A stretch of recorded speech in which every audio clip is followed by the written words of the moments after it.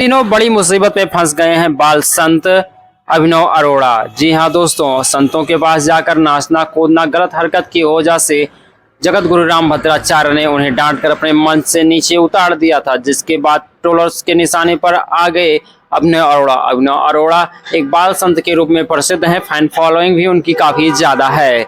बात कर रहे हैं अभिनव अरोड़ा, जो छोटे अभी बच्चे हैं 10 साल के अंदर की उम्र की। उनकी चंचलता इस कदर है कि वो कहीं भी इधर उधर नाचते कूदते रहते हैं, अपने आप को कृष्ण भगवान का सखा बता रहे हैं। वो आगे कितनी सच्चाई है वीडियो में देखें।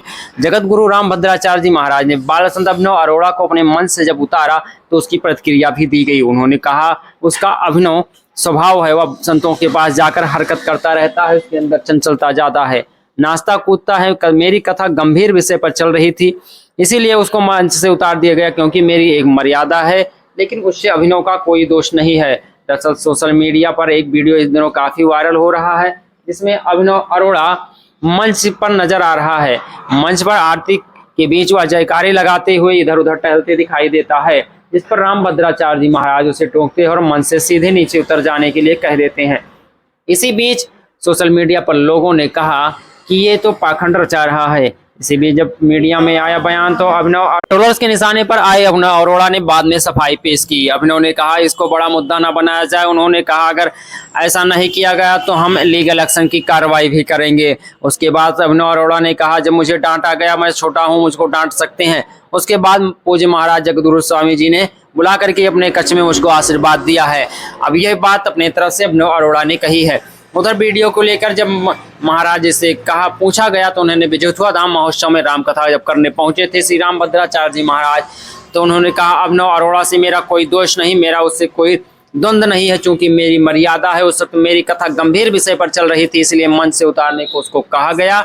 हम उसके कोई खिलाफ नहीं है, अभी वो बालक है, उसके सभी दोषों को हम माफ करते हैं। वहीं बच्चों या किशोरों के राम कथा या भागवत कथा कहने पर रामभद्राचार्य जी ने कहा यह अच्छा नहीं है, इससे सनातन धर्म को नुकसान होगा जब तक ज्ञान प्रविष्ट न हो जाए। जबकि अभिनव को कथित तौर पर धमकियां भी मिल रही हैं। सवाल पूछे जाने पर रामभद्राचार्य महाराज ने कहा इसको तो वही जाने, उनके साथ जो हो रहा है वही लोग जाने, हमें इस विषय में कुछ नहीं कहना, ना हम इस विषय में जानते हैं। इसके अलावा सीएम योगी आदित्यनाथ के बांटोगी कटोगी बयान को लेकर के भी रामभद्राचार्य ने समर्थन किया है।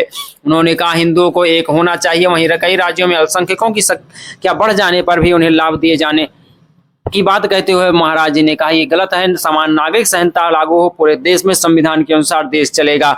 उन्होंने कहा किसी का अपना कोई अलग संविधान नहीं होगा, भारत का एक संविधान है, उस संविधान के हिसाब से चलेगा।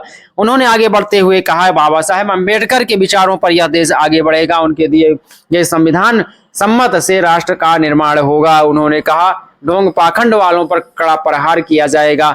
वहीं अभिनव अरोड़ा अब क्या करेंगे, अपनी सफाई किस तरीके पेश करेंगे, ये तो वो खुद ही वीडियो में माध्यम से अपने ट्विटर हैंडल या अपने सोशल मीडिया में देंगे। उधर जब उनके ऊपर यूट्यूबरों ने बौछार कर दी सवाल का, तो अभिनव अरोड़ा ने अपने तेवर गर्म कर लिए। उन्होंने कहा हम लीगल एक्शन की कार्रवाई करेंगे। अभिनव अरोड़ा के पिता और माता भी बीच बीच में सामने आ रहे हैं, उनको पब्लिसिटी स्टंट के लिए कह रहे हैं। उनके पास लॉरेंस बिश्नोई का फोन आ रहा है, धमकी मिली रही है। ये सब पब्लिसिटी स्टंट है या ड्रामा है, ये तो कुछ ही दिन में खुलासा हो जाएगा। लेकिन अभिनव अरोड़ा को अभी ज्ञान अर्जन करना चाहिए, उनको पढ़ाई लिखाई पर ध्यान दें या गुरुकुल का रुख करें, जिससे सनातन धर्म की रक्षा हो सके और उनके अंदर ज्ञान प्राप्ति हो सके। एक छोटे संत के विषय में आपका क्या कहना है, उसको ट्रोल किया जाना उचित है या नहीं, इस विषय में कमेंट बॉक्स में अपनी राय जरूर लिखें। मिलते हैं अगली वीडियो में, तब तक के लिए नमस्कार।